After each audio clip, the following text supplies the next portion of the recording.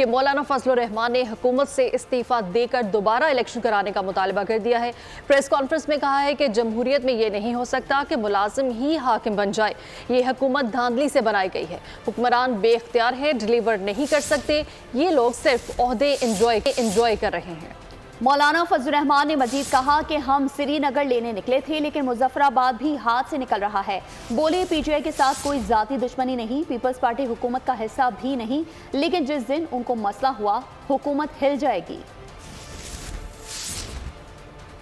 जो हमारे मुतालबे हैं कि असरनो इलेक्शन हो, हुकूमत मुस्ताफ़ी हो जाए और फौज इलेक्शन से दूर रहे।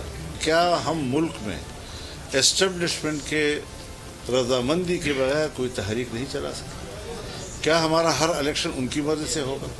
क्या हमारे हर इलेक्शन का नतीजा उनकी मर्ज़ी से होगा?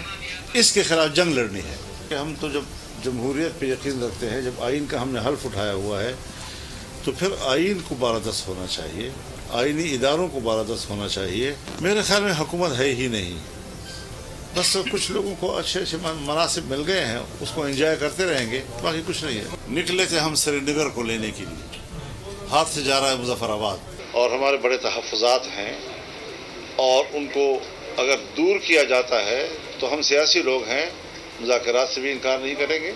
मुस्तकिल झगड़े और जंग और तलखियाँ उसको बाकी रखना न मुल्क के मफाद में समझते हैं, न हमारी सोसाइटी के मफाद में। सब्सक्राइब करें और बेल दबाएं ताकि कोई खबर रह न जाए।